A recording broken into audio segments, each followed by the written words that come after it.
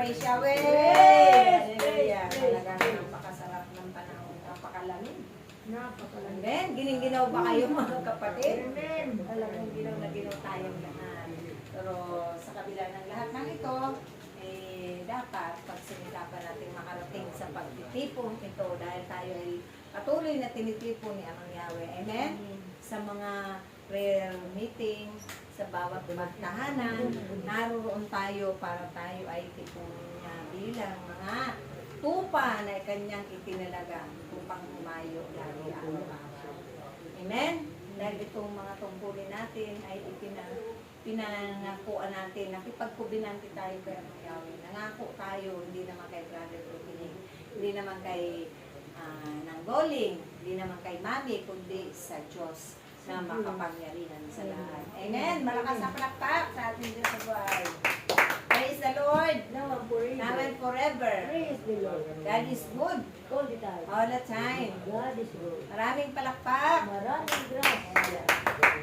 Ilan man tayo, pero nandyan sa ating kalagitnaan. Sabi nga isang ng dalawang nagkakatipon, narito ako sa inyong kalagitnaan. At dyan naman ay pinagkakaligan natin, pinagkakatiwalaan natin at pinananampalatayanan natin na kasama natin ang Diyos lagi. Amen?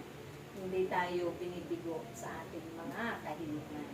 At sabi nga, sa araw na ito, ang mga alagad ay tunay na habang sila ay naglalakad papunta ng Jerusalem, na kinakatakutan nila dahil naroon yung pangamba nila at isinalaysay ng ating Panginoon yung magaganap sa buhay niya. Na yan naman talaga itinakda sa buhay ng ating Panginoon. Ayawan niya man at gustuin sa ayaw sa gusto niya, yun ang takda sa buhay niya. Di ba po, brother? Yun ang itinalaga ni Amang Yahweh. Bagamat siya ay anak ng Diyos na nagkatawang tao, pero syempre, nasasaktan din siya. Nakaramdam din siya ng takot at pangamba. Pero bilang masunuring anak sa kanyang ama, tunay na hindi niya inayawan yung pagtatalaga sa kanya ni Amang Yahweh. Kaya tayo rin, tayong mga itinalaga, yung kalooban ng Diyos ang ating susundin, hindi na yung ating mga kalooban. Doon niya isinalaysay sa binukod niya yung dalawang alagad upang isalaysay niya ang magaganap sa kanyang buhay. Na siya ay aalimurahin, dadakpin siya sa takdang panahon ng mga tao at siya ay parurusahan. Siya ay alimurahin, hahagupitin, paparatangan ng walang mga katotohanan. Dahil yun ang takda sa buhay niya upang tayong lahat ay matubos sa ating kasalanan. Inako niya ang lahat, na binatay niya ang lahat ng paghihirap niya. Kahit man siya ay dumanas ng kalbaryo ng paghirap, hindi niya ito sinukuan. Buong pag-ibig niya na ginanap at sinunod yung kalooban ni Amang Yahweh. Amen? Malakas na palakpak sa ating Diyos sa buhay. Kaya tayo man, kahit sa panahon ito, maraming tiisin, pinagdaraanan ng mga pagsubok, tanggapin natin ito at pasalamatan sa Diyos. Dahil ito yung kalooban niya sa ating mga buhay. Buti na lang, napili tayo sa karamihan. Itinakda tayo sa karamihan ng kanyang lilikha. Pero ang iba nga dyan, maraming gustong maglingkod sa Diyos. Pero hindi pa sila nakakapaglingkod sa Diyos. Amen? Kahit man tayo, minsan may mga dinaraan ng pagsubok, huwag daw tayong bibitaw. Dapat tayo ay nakaugat na sa puno. Malalim yung pagkakaugat dahil ang isang puno, kapag malalim ang pagkakaugat sa lupa, anumang tsunami, bagyo yan, na mga lalakas dumating, mangyari, hindi ito mabubuwal. Dahil malalim ang pagkakakapit ng mga ugat sa lupa. Ganon din ang ating pananampalataya, inihahambing ito sa isang puno. Na tayong mga sanga, dapat laging nakaugnay sa isang puno. Ang ating Panginoon, si Amang Yahweh, ang puno na narapat kapitan natin ng mabuti. Ano man ang mangyari, sa mundong ibabaw.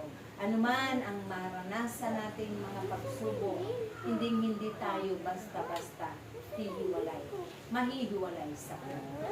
Nakakapit tayo ng mahigpit para kung dumating man ang mga unos sa ating buhay, naku, nandoon tayo. Matatag ang ating pananampalataya, ang ating pagtitiwala, at ang ating pananalig sa Diyos. Na may magagawa, maraming magagawa sa buhay natin ang Diyos. Marami siyang ibibigay ng mga himala at mga biyaya at liwanag sa atin. Dahil sabi nga, kung hinanap natin sa mundong ito, na tayo nagkamalay na hinanap muna natin, sabi nga, seek you first the kingdom of God, at lahat yan ay ibibigay niya.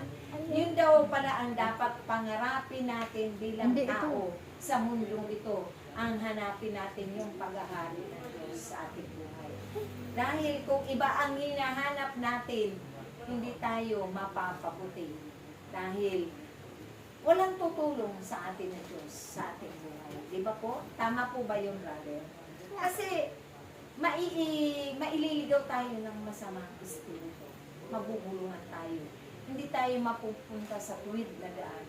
Hindi natin mararating yung buhay na walang hanggan sa kabilang buhay. Bagkos tayo ay maliligaw ng landas. Baka tayo ay mapunta sa kailangan ng ating. Amen? Pero kung hinanap muna natin ang Diyos na tayo ay gabayan, pangunahan lagi sa ating mga pangarap, kasama natin sa pangarap ang Diyos, magiging matagumpay tayo. Dahil gagabayan niya tayo eh. Siya lagi ang mangunguna at tayo ay hindi mabibigo, laging magtatagumpay. At kung tayo naman daw nga ay magtagumpay bilang tao, halimbawa, tayo ay nagkamit na, nakapagpaaral na ng mga anak, nagkamit na tayo ng mga biyaya at pagpapala, huwag tayo maging mataas sa ating kapwa. Lagi tayong mababa lagi. Dahil yun ang kinalulungan ng Diyos. Ang mababa, lagi ang ating kalooban para sa kapwa natin. Hindi tayo nang mamata, nang huhusga, nag-aalimura ng kapwa natin. Ang biyaya ng Diyos ay mananatili na naroon at magbahagi, maging bukas palad, mag-share tayo ng mga blessings. Tunay na doon dadaloy lagi ang pagpapala ng Diyos. Hindi ito mahihinto, hindi mapapatid. Dahil patuloy tayo na nagpapasalamat sa Diyos, na ipinapakilala din natin ang Diyos sa ating kapwa, at hindi tayo naging hambog o mapagmataas sa ating kapwa. Tuloy-tuloy yung biyaya niya na ating natatanggap na nagmumula sa Diyos. Amen? Malakas sa palakpak sa ating Panginoon. Hindi tayo matulad sa iba na maging mapagmataas, mapagmalaki. Ako ay may manakot na may kayawanan na. Hindi maging mayabang, mapagmataas. Kapag nakamta na natin yung mga biyaya, manatili tayo sa ating kinalalagyan. Kung ang ibig sabihin sa kasabihan na ang ating mga paa ay laging nakatungtong pa rin sa lupa. Amen? Hindi tayo nagmamataas. Hindi tayo nagbibigay daan na makakasakit ng kalooban ng bawat kapwa natin. Dahil iyan ay hindi kalugod-lugod sa Diyos. Lagi tayong magbabahagi ng mabubuting bagay upang maparagalan natin si Amang Yahweh. Amen? Malakas na palakpak sa ating Diyos. At huwag tayong mangunguna sa Diyos kung saan niya tayo dapat ilagay, kung saan niya tayo kakayuin. Antayin natin yung kalooban niya. Dahil kapag natuto tayong magantay, nagtiwala tayo ng buong buo, tunay at tiyak na tayo ay hindi mabibili. Laging katabayan sa atin. Amen? God is good all the time. Praise the Lord now and forever. Huwag natin hangarin yung mga matataas na pangarap na yan. Huwag natin hangarin yung mga matataas na magkamit tayo ng maraming kayamanan dito sa mundo. Lalo na yung mga material na bagay. Dahil yun minsan ang magiging dahilan na tayo ay malalayo sa Diyos. Amen? Mga tukso ng pagkakasala na tatamarin ka na. Hindi ka na magdadasal. Hindi ka na magdadasal ng pagdadasal. Hindi ka na mananalangin. Mapuputol na yung ugnayan namin sa ating Panginoon. Hindi tulad nung wala tayo. Katulad nung may mga hinihingi tayo para sa mga anak natin. Lagi tayong nananalangin. Laging nabukang bibig natin ay ang ating Diyos na pinapakurin at pinatawag. Pero nung nagkamit na tayo ng mga biyaya, nakalimutan na ang Diyos. Hindi na nga nakakapagpumunyo, nakakapagkumpisan, nakakapagsimba, hindi na nga nakakapanalangin sa tahanan. Diba? Ay lahat na nailayo tayo ng kayamanan natin sa Diyos. Pero kapag tayo ay nagkamit ng mga kayamanan yan, hingi natin sa Diyos na manatili tayo sa piling niya.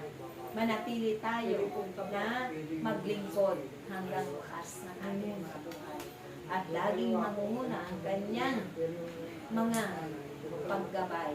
Mangunguna siya lagi sa atin. Parang hindi tayo umasa sa sumandik sa ating sariling kakayanan.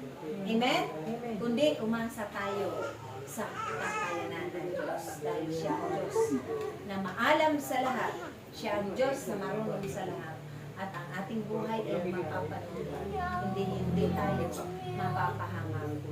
Dahil kung tayo mismo ang maghahanap ng ating kapahamakan, tsak yun, na tayo ay mapapahamak. Amen? Malakas sa palakpak sa ating Panginoon. Hindi ang tayo ay patuloy na mapaglingkuran natin. Huwag tayo magpipili ng paglilingkuran at buong pag-ibig, buong kagalakan. Sundin natin ang kalooban ng Diyos. At tsak yun, na hindi mauubusan tayo ng kayamanan. Amen? Dito pa lamang sa lupa ay langit. Amen?